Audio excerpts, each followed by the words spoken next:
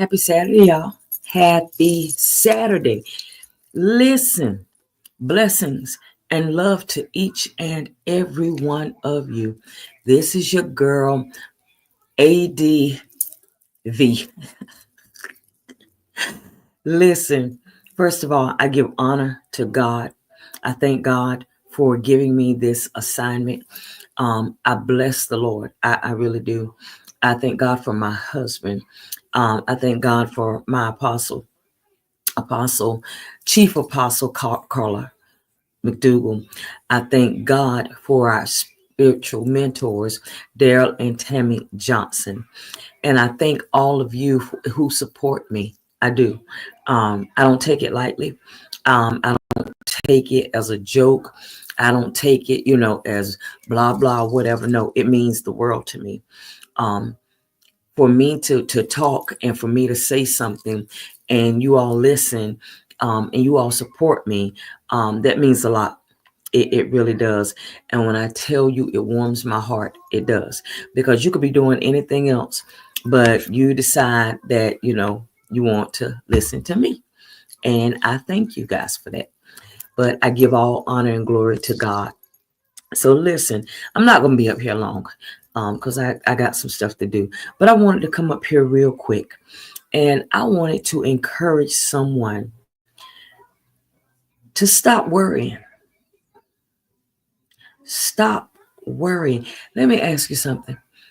What has worrying, what has that done for you? Has it changed the situation? Has it changed the environment? Has it changed the circumstances? No. It hasn't. You read John 10 and 10, and it starts off, with the thief come, in the middle of the night, and he comes and, all of the other stuff. But then when you get close down to the middle, it says, but he came that I may have life and have it more abundantly, exceedingly and abundantly above all we could ask or think. That's how God blesses us. That's how God blesses us.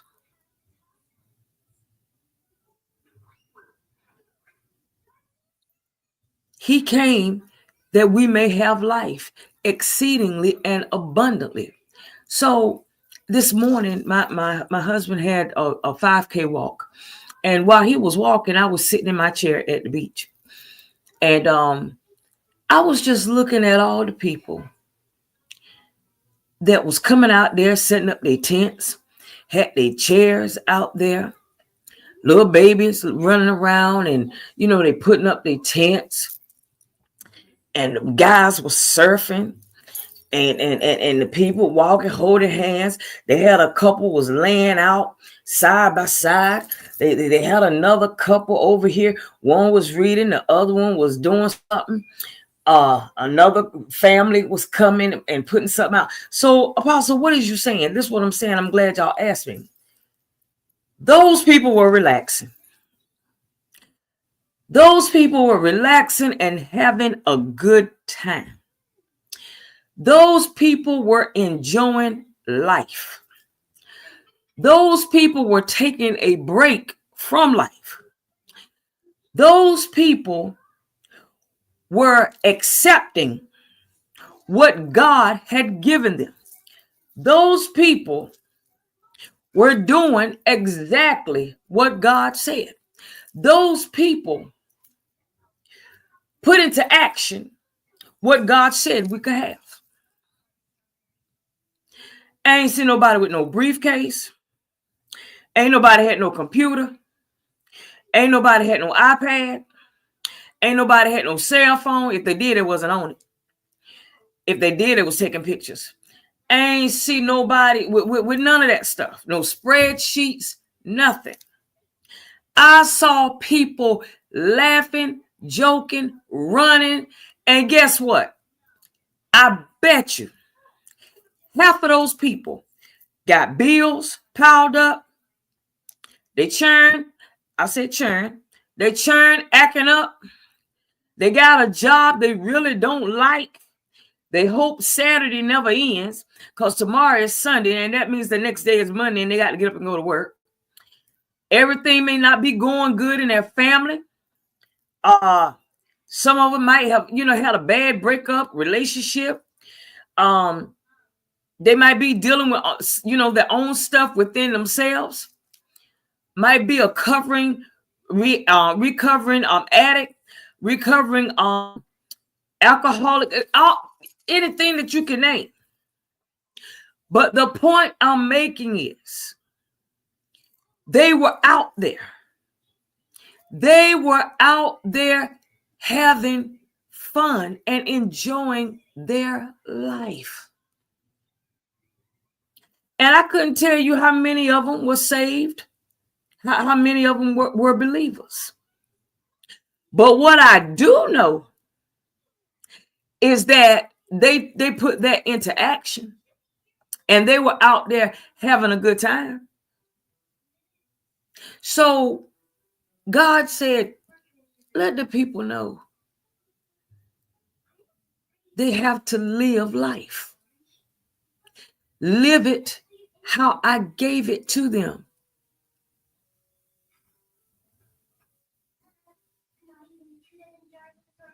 Just like I gave it to them. But we're doing everything else that we want to do.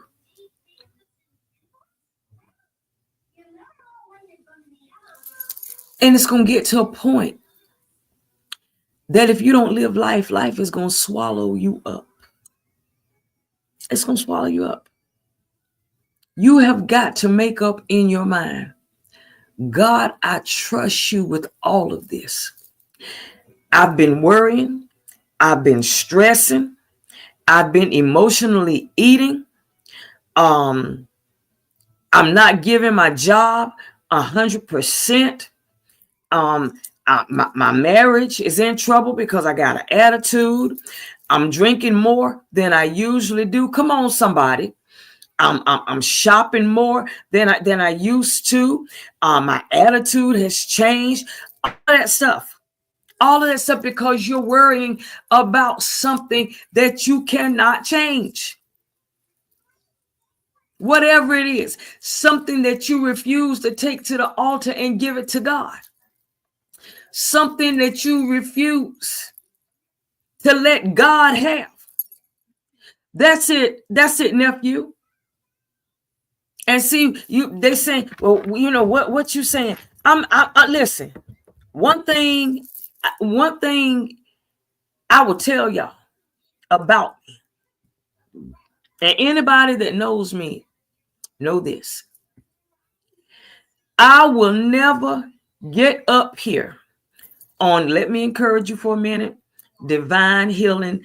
Let's talk with God. I have something else that's coming. I will never get up here on the computer and talk about anything that I have not gone through. That's not how God designed me. That's not my ministry. I can talk about emotional spending because I did that when I was in Germany. I was in a bad marriage. I was in an abusive marriage. And so I had got out of the military and I had a baby.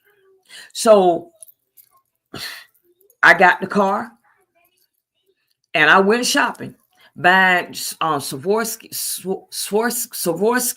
y'all know what I'm saying, crystal. Had a whole curio of crystals just sitting there writing checks. And it made me feel better for a minute.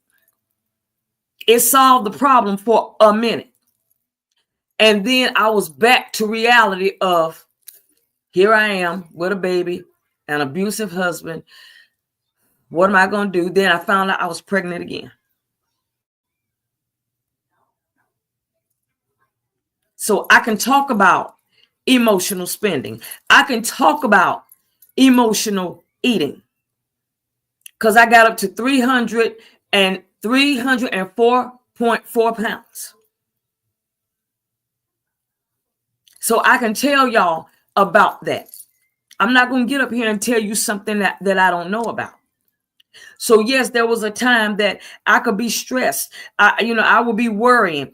Things will bother me, and I'll stay in my bed, but my heart, palpitations, and just feeling, I don't know, like it was crazy. But what I learned was there's nothing that I can do about it. There's nothing I can do about it. One day, because we had to get, when Hurricane Helene, when she came, we had to get some work done to our roof. So that kind of messed with our money a little bit. And so we got behind on our armada. Oh, yes. Guess what? Ministers, pastors, teachers, evangelists, prophets, apostles. Yeah, baby, we have money problems too. Yeah, because we ain't the one that take from the church, and yeah, we have problems just like y'all. Listen, we have financial issues too. Even if we preach prosperity messages, which I don't, yeah, we have issues too. Understand? So we had got behind on our model, and we called them, we told them and everything like that. And my husband would tell you, and I was worried about, Lord, please don't let them come get my truck. Lord, I don't want to wake up at night and my truck gone. And I found myself, because they'll come at night when you sleep. Them real good ones. They will come at night when you sleep and take your thing. Or sometimes they'll come in the day. They real quiet. And they'll back up and lift that thing and they gone. Especially a seasoned one. So I found myself getting up at night, peeking out the window to see if the truck was still there. I lie to y'all not. I did that about a week. My husband said, girl, get back in this bed. Ain't nobody gonna come take that truck. Girl, get in the bed. And I got in the bed. Because why was I sitting there worrying about them taking the truck? I didn't have the money to pay it. What was I gonna do if they took it? Nothing. So why am I sitting here worrying about something that I can't fix? Why am I going to go in the kitchen and sit in there and eat a whole tub of ice cream? And then when I'm done, I'm going to feel nasty. I'm going to feel like a failure. And guess what? They still took my truck. What have I accomplished? What really made sense? Nothing. So today, that's why I say, stop worrying. Stop stressing. Stop allowing depression to keep you home, to keep you shut in, to keep you isolated, to keep you desolated, to keep you away from people, especially the ones that say, that's why I don't go to church. That's why I don't go to. No, you using it as an excuse, because every church is not the same. Every pastor is not the same. You just use that as an excuse, but you'll go to Walmart where you got to stay in a line for 30 minutes. You'll go anywhere else you want to.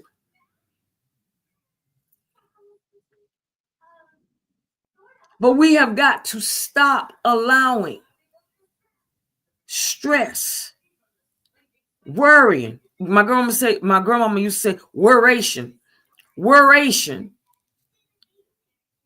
doubt, fear, and all that stuff to take a hold of our life. We can't be on an emotional roller coaster. You can't do that. You can't say you're a believer and then you're on an emotional roller coaster. The two, you can't. Because either you're going to trust him all the way or you ain't going to trust him none of the way. It ain't no middle.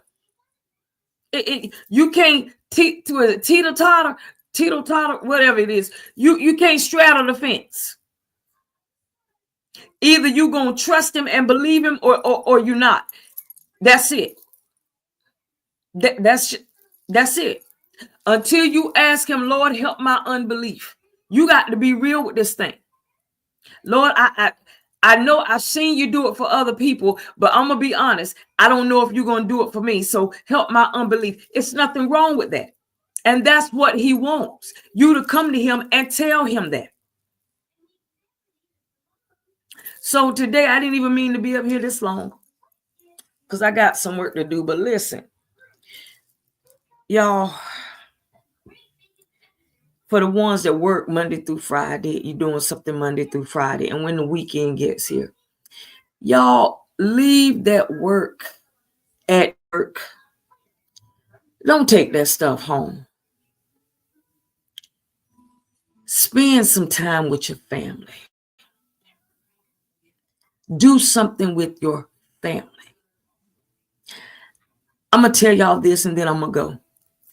Our neighbors back there, they're Hispanic. And he works at, if I'm not mistaken, J.C. Lewis Ford. He's a mechanic. And that man works some hours. Do you hear what I tell you? That man works some hours. And they have about 1, 2, 3, 4, 5, 6. Have about 7 vehicles. I know he got an F-150. They got 2 Ford Explorers. The son got a Mustang. He got a red, I think red. It's like 6 or 7. And when he come home, you know, they're big on washing their vehicles and they're big on taking care of their stuff. Okay. He don't get home usually to about 6 or 7. And I know he be tired.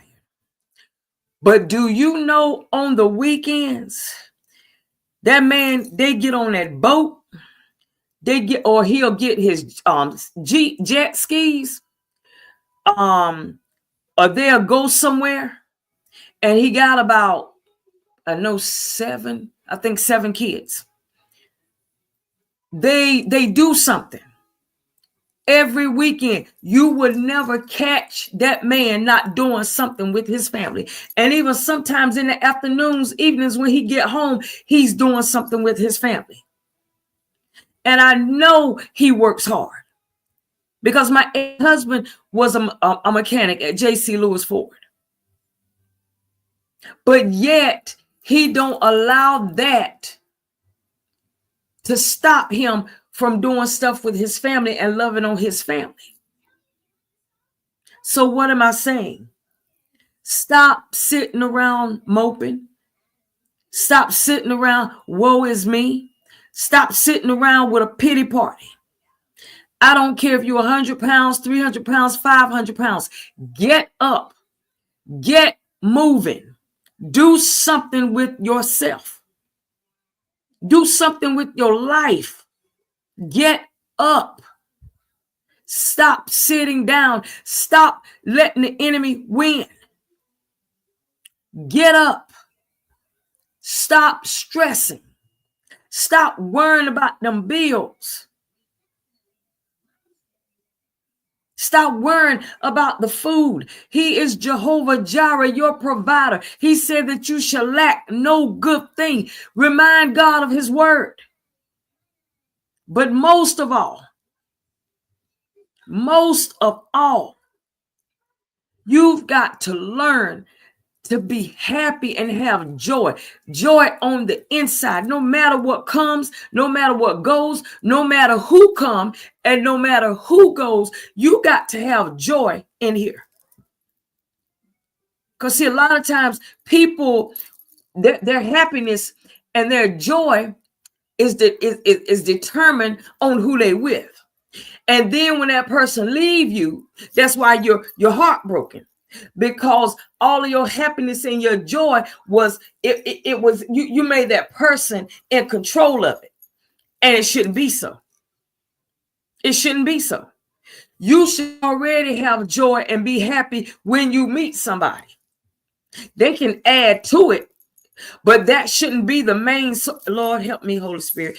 Listen. Okay. Okay, Lord. Y'all, Enjoy your weekends. Even when you get off Monday through Friday, do something. Throw in a movie. Take you a hot bath and put the candles around the tub. Pour your little glass of wine. And put you on some music, some little Mozart. Put on Beethoven. Put on some. Y'all know. Yeah. But anyway, put on something. And relax. Just do something for you. If you're single, do something for you. When you get home in the evening, take care of yourself. Shave under your arms, do your private part, whatever. Do a self-care day. Take care of yourself and enjoy your life. And if you're married, y'all throw a little movie in and get some popcorn. Take a little walk, take a stroll, walk a block, and, get healthy together. But the whole point I'm making is that Jesus came that we may have life and have it more abundantly. He didn't die for nothing. So stop sitting around. Stop worrying about stuff. Stop worrying about your children. Stop worrying about your spouse. Love them, but put them in the hands of God and go and enjoy your life. That's all I have for y'all today. I thank everyone that tuned in, that listened. Y'all tag some people in this. Y'all share this for me. And go over to my YouTube channel and check it out. And I love y'all. Hit the subscribe button, hit the like button or whatever. I love y'all. And y'all have a blessed Saturday. Bye.